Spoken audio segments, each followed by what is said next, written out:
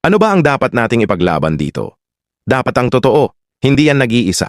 May mga kasama yan na totoo. Dapat yung nasa Bible, hindi galing sa iba't ibang libro na hindi naman Bible. Biblikal, ika nga. Kasi walang ibang aklat na nagdala or nagdulot ng katwiran para sa kaligtasan. Basahin nga natin dito. 2 Timothy 3 verses 15 to 16. At mula sa pagkasanggol ay iyong nalalaman ang mga banal na kasulatan na makapagpadunong sa iyo sa ikaliligtas sa pamamagitan ng pananampalataya kay Kristo Jesus. Ang lahat ng mga kasulatan na kinasihan ng Diyos ay mapapakinabangan din naman sa pagtuturo, sa pagsansala, sa pagsaway, sa ikatututo na nasa katuwiran. Yun ang aklat ng Diyos, hindi aklat ng tao, tapos sasabihin mo na notorious. Kapal mo ha. Basa Isaiah 34 verse 16. Inyong saliksikin sa aklat ng Panginoon at inyong basahin.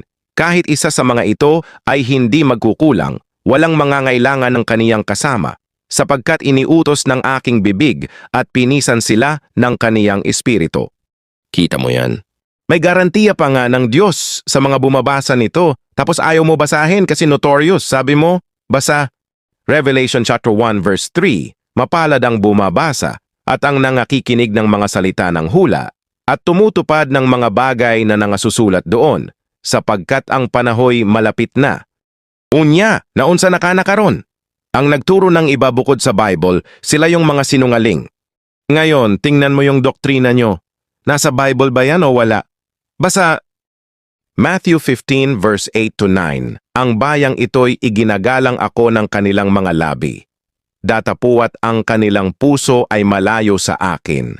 Datapuat walang kabuluhan ang pagsamba nila sa akin na nagtuturo ng kanilang pinakaaral ang mga utos ng mga tao.